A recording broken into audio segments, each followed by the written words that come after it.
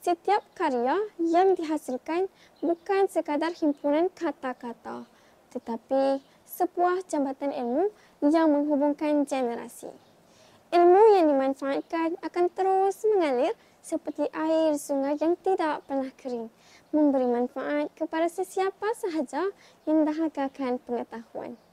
Seperti kata pepatah, tak kenal maka tak cinta.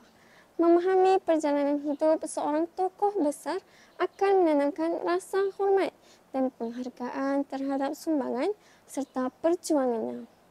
Assalamualaikum warahmatullahi wabarakatuh. Salam sejahtera dan salam nadi ilmu amalan membaca. Setiap peristiwa besar dalam sejarah dunia lahir daripada tokoh-tokoh hebat yang membawa perubahan. Salah seorang tokoh yang paling berpengaruh dalam sejarah manusia ialah Nabi Muhammad SAW.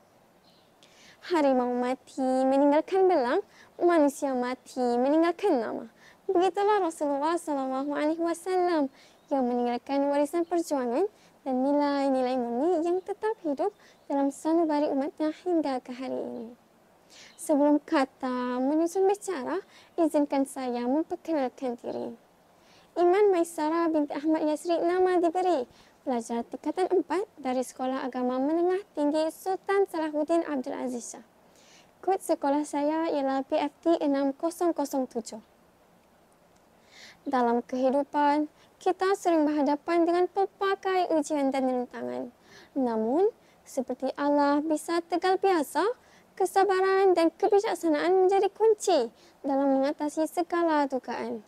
Rasulullah adalah contoh terbaik dalam menghadapi ujian dengan penuh ketabahan dan kecekalan. Sejak kecil, baginda telah kehilangan kedua-dua ibu bapanya, dibesarkan dalam keadaan serba sederhana dan menghadapi pelbagai cabaran dalam menyampaikan risalah kebenarannya. Buku biografi agung Rasulullah SAW karya Rusdi Ramli Al-Zahari ini telah diterbitkan pada tahun 2012 oleh Masjid Sendirian Berhad. Karya ini mengandungi 368 halaman bercetak dengan 17 bab di dalamnya. Buku ini membawa pembaca menelusuri perjalanan hidup insan teragung yang telah mengubah sejarah dunia. Ia bukan sekadar mengisahkan detik-detik penting dalam kehidupan baginda, tetapi juga menggali lebih dalam tentang kepribadian, perjuangan serta sumbangan baginda terhadap peradaban manusia. Buku ini dimulakan dengan latar belakang sejarah sebelum kelahiran Rasulullah, menggambarkan keadaan masyarakat Arab jahiliyah yang penuh dengan ketidakadilan, kezaliman dan penyembahan berhala.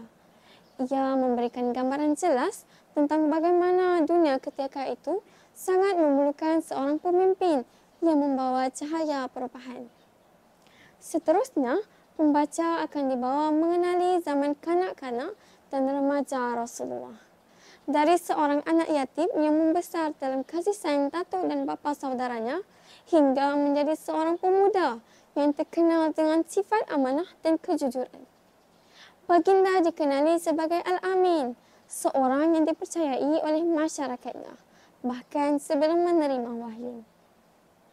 Bahagian seterusnya mengupas detik bersejarah ketika baginda menerima wahyu pertama di Gua Hira. Peristiwa ini menjadi titik tolak kepada perjuangan dakwah Rasulullah yang penuh dengan ujian dan cabaran. Bermula dengan penyebaran ajaran Islam secara rahsia, hinggalah kepada penentangan hebat oleh kaum Quraisy yang merasa tergugat dengan dakwah baginda. Buku ini turut mengetengahkan peristiwa pembukaan kota Mekah yang menjadi simbol kemenangan besar bagi umat Islam.